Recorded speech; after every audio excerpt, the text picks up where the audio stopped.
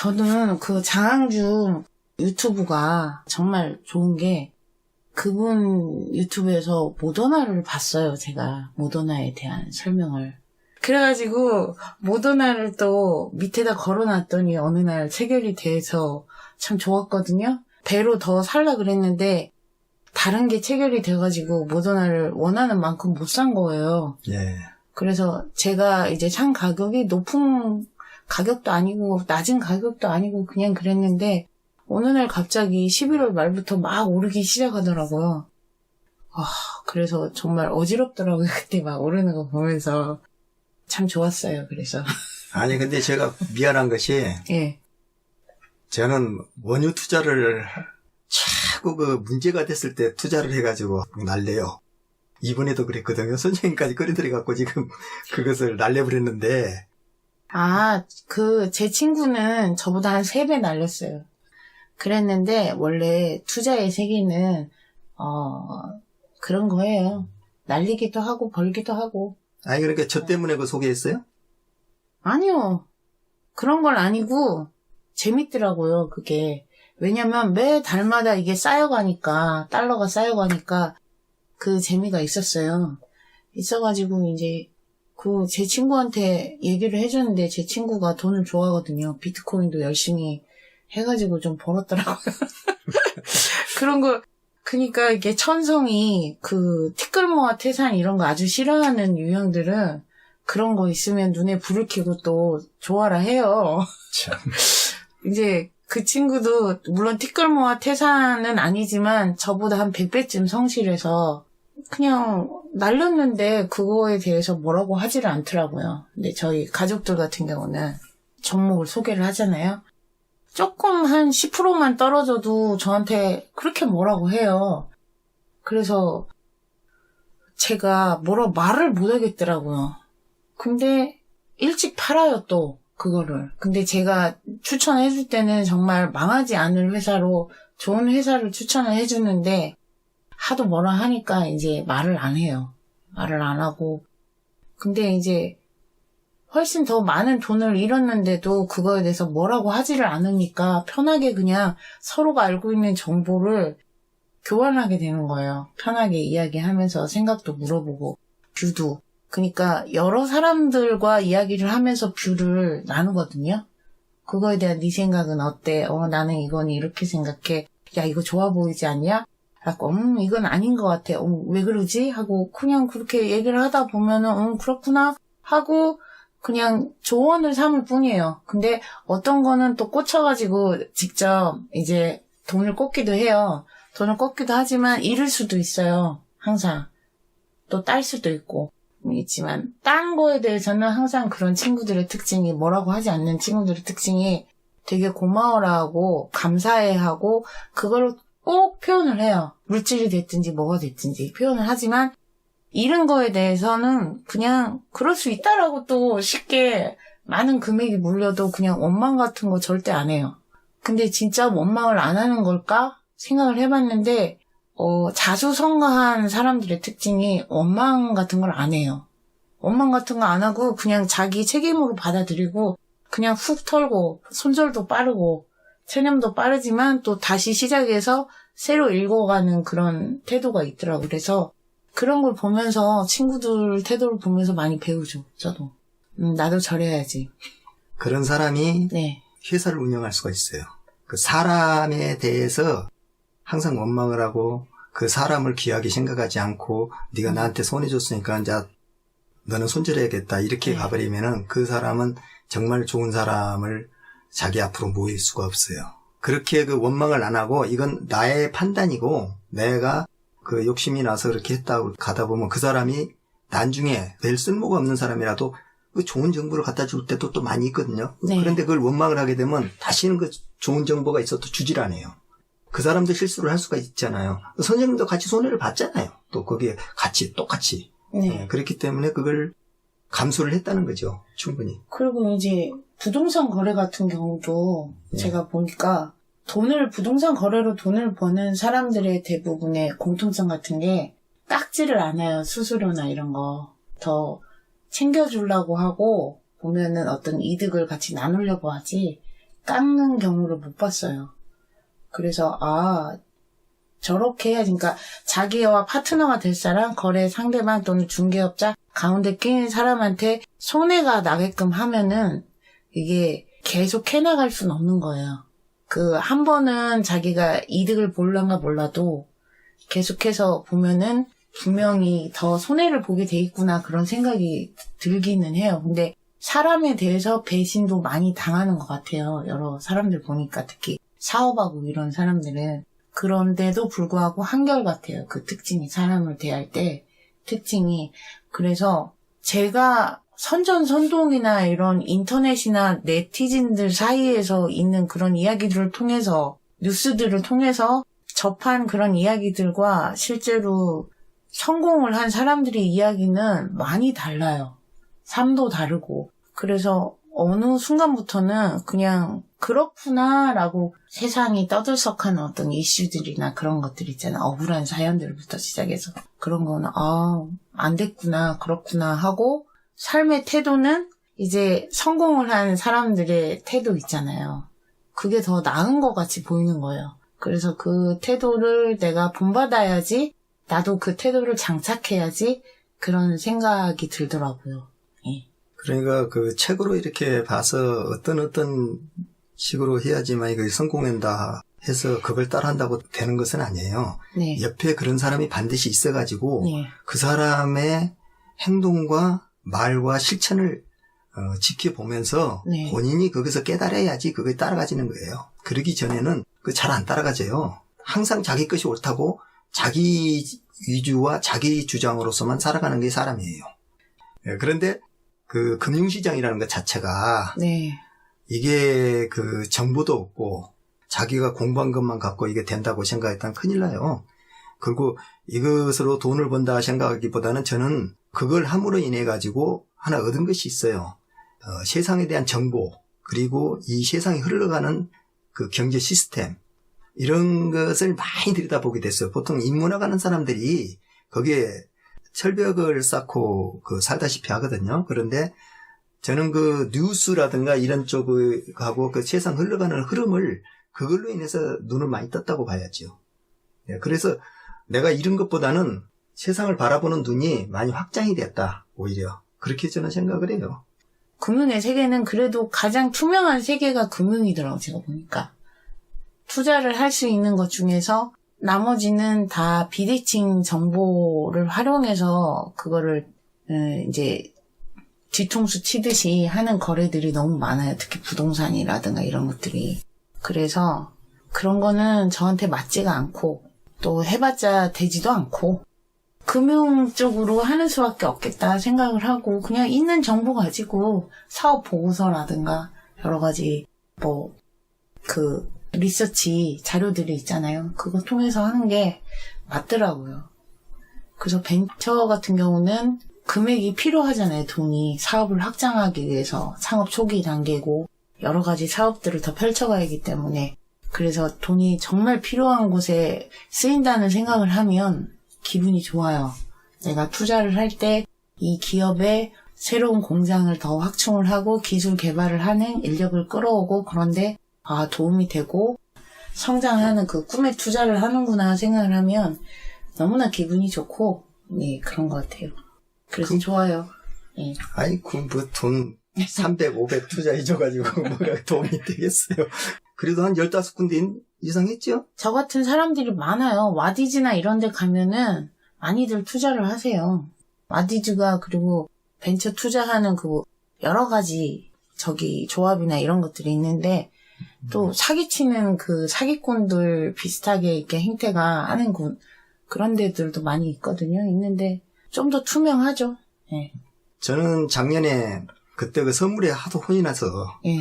이번엔 좀 안전하게 한번 해봐야겠다 생각하고 그 ETF를 했어요. 네. 해외 선물에서 그 DWT하고 가스, 네. UWT가 있는데 저는 UWT 상패도 있잖아요, 다 3배짜리. 네, 그 3배짜리 인버스하고 레버리지가 있는데 레버리지 그 UWT에다가 투자를 했는데 그게 꽝 가가지고 완전히 그래갖고 저도 그랬잖아요, 그때. 그래서 선생님도 날리고 저도 날리고 해서 그럭저럭해서 이번에 날려버렸더라고 보니까. 그런데 그 에너지 쪽에 이렇게 안전하다고 그 투자해야 될 게 아니고 그냥 차라리 주식 쪽에다 오래 박아놓고 하는 게 낫겠다 싶으대요. 그런데 주식은 대체적으로 이렇게 쭉 보잖아요. 보면은 저는 절대 그 배당을 주지 않는 기업은 투자를 하질 않아요. 쓰레기예요. 양아치. 배당을 주지 않는다. 그것은 공정하지 않죠. 예, 공정하지 않다고 보고 그런 기업들이 유상증자 시장에서 주주들 돈 빨아먹으려고 뻑하면 뭐 BW 뭐 이런 거 발행해가지고 기존 주주들한테 피해 입히고 울면 겨자 맞기로 또 거기 참여하게 만들고 네 그러잖아요. 유상증자하는 기업도 투자해서는 안 돼요. 그리고 대주주 지분이 20% 이하인 것은 절대 투자해서는 안 돼요. 자기 책임이 없다고 봐요. 그러니까 테슬라 같이 더 공장을 확장하기 위해서 관련된 사업에 있어서 많은 것들이 연결고리가 있잖아요. 예. 그래서 필요해서 하는 경우면은 그것도 목표를 제시하잖아요. 비전을. 갈 곳은 여기야 하고 딱 찍고 가잖아요. 좌표 찍고 가니까 또 많은 주주들이 환영을 하잖아요. 환영을 하는데 그냥 그런 것도 없이 그냥 운영자금 뭐 이런 거 하고 사기 이렇게 뉴스로 잠깐 호재 띄워가지고 그렇게 하는 경우들 결국 갈 곳은 하나밖에 없죠. 정리하고 감자를 한다든가 상패를 하는 그런 식이 되는 거죠. 그 유상증자로 해야 되기보다는 새로운 투자가 있다면은 상자 배정으로 해서 그 사업 목적으로 해서만 그거를 사업 파트너를 끌어들여서 그 확장해가고 주주들한테도 주주 가치를 더 반환해주는 그런 것 같으면 괜찮지만 그 이외에는 해서는 안 돼요. 그래서 유상증자가 적어도 2번 이상 됐다 하면 절대 거기는 주식에 투자해서는 안 돼요. 그런 그 기업에는 그 상폐당해야 돼요. 그런 기업들 전부 다. 그리고 우리나라 그 금융시장이 너무나 그 잘못된 그런 기업인들한테 상장회사라든가 이런데 저렇게 그 너그러우면 안 돼요. 그런 것은 참 다 그 개미들이라든가 서민들 피 빨아먹는 데거든요. 그걸 더 엄격하게 해가지고 이 연금이라든가 이런 거 안 받고도 그 배당만 갖고도 우리 노후가 어느 정도 조금은 그 보충이 되고 그러면 국민연금에도 상당히 도움이 될 거 아니에요? 그래서 전체적인 것을 보고 가야 되지. 자기네들이 막 작전 세력같이 해갖고 이렇게 개미들 피 빨아먹는 이런 것을 용납을 하게 되면은 정말로 이거 똑바른 기업이 살아남기가 쉽지가 않을 거예요. 그 사회이사 제도는 어떤 것 같아요? 집은 조금 가지고서 사회이사로 들어가지고 모든 자료들을 다 열람할 수 있잖아요. 그거는 어떻게 보세요? 그건 기업 정보까지를 저쪽에다 빼돌릴 수도 있고 하기 때문에 기업을 보호한 것은 아니에요. 내가 볼 때는. 사회이사 제도가 있어야 된다면은 그 사회이사 제도보다는 오히려 나는 외부 그 감사가 네. 훨씬 더 중요하다. 감사 제도를 보강하는 게 필요하지. 사회이사 그러니까 우리나라가 지금 자원도 없고 그 다음에 열강 사이에 껴가지고 언제든지 그 조그마한 천수답 같은 경제인데 여기서 그렇게 수출을 많이 하고 무역을 많이 해가지고 부를 계속 읽어가는 체제인데 사회이사를 그렇게 문호를 활짝 개방을 해놓으면 저는 이거는 적대적 M&A 쪽에 많이 그 정보가 넘어갈 거라고 봐요. 그게 뭐 실제로 기술 유출이라든가 이런 거는 뭐 염려하지 않아도 된다. 얼마나 그게 어려운 건데 그 서류 저기를 한다고 그게 다 될 수 있는 부분도 아니다. 뭐 그렇게 말은 여권에서 하는 것 같은데요. 제가 볼 때는 아니에요. 그거 아니에요. 기업 보호와 그 기업을 읽어왔던 창업가들의 그 인식과 그런 거에서 보면은 굉장히 부당한 거예요.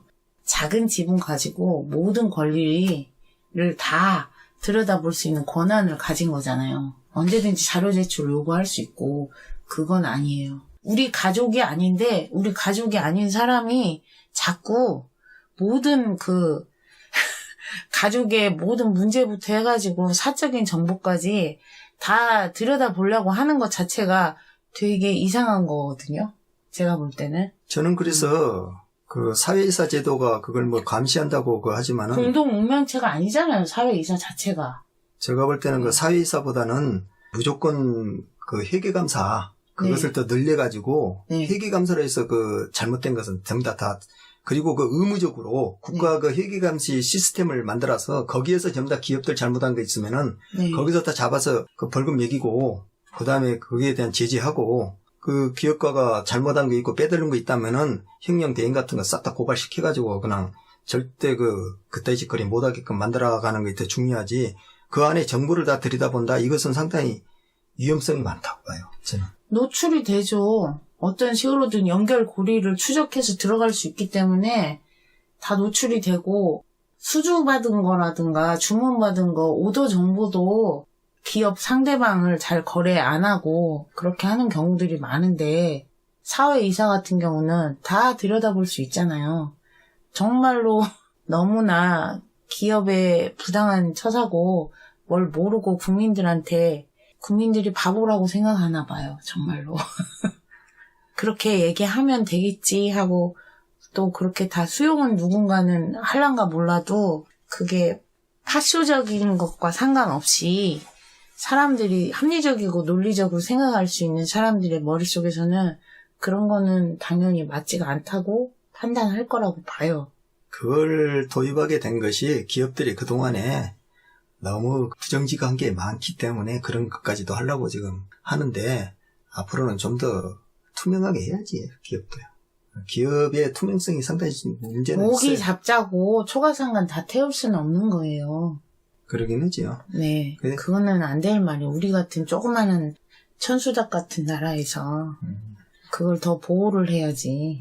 그래서 지배 구조 있잖아요. 기업에 투자를 하건 뭐를 하건 지배 대표의 지분, 우호 지분이 됐든 그 관계자 지분이 됐든 몇 퍼센트를 확보하고 있는지가 굉장히 중요한 게 이게 기업 지배권이 안정적으로 그러니까 적어도 최소 30% 이상 돼 있지 않으면은 언제든지 조폭들한테 넘어갈 수 있는 거예요. 사채업자들한테. 그래서 뒤에서 거기에서 들어가지고 재무적 투자자 같이 들어가지고 회계자로 다 연락한 다음에 돈 되는 알짜들 미리 다 팔고 기술 팔고 해가지고 껍데기만 남겨놓는 그런 사례들이 굉장히 많잖아요. 특히나 사채업자들이 그런 거를 많이 하거든요.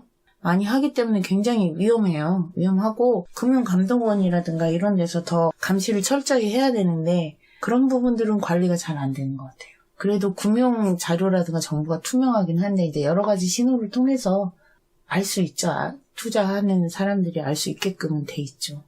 저희 나라가 이 자본을 형성하는 과정에서요. 네. 박정희 대통령이 상당히 중요한 것을 하나 한 것이 뭐냐면은 동남아시아나 다른 나라들은 참 더 화교 자본에 다 넘어가 버렸거든, 거의 다요. 근데 우리나라는 60년대, 그렇죠. 60년대 그때 초에 중국인들이라든가 이쪽에 그 자본이 상당히 많았잖아요. 그 자본을 활용하려고 했었어요. 워낙 우리나라 자본이 없다 보니까. 네. 그런데 그거 과감하게 털어버리고 해외 차환으로 전부 다 해결을 하고 그 사람들 자본은 일차 아무것도 못하게 만들어봤거든요. 그리고 그 사람들이 참 중국 지분이라든가 소자본이라도 다 알짜 생활을 하고 있었단 말이에요. 땅도 그런데 주로 가지고 있고. 그렇죠. 그래서 어디요? 서울 을지로라는 것이 중국 사람들 경기하는 말이에요. 고구려 을지문덕 네. 장군이 이겼잖아요. 네. 그래서 중국 자본이 이기기 위해서 만든 그런 네. 명칭이에요, 그것이. 충정로, 이순신 충정로도 있고. 그건 충무로.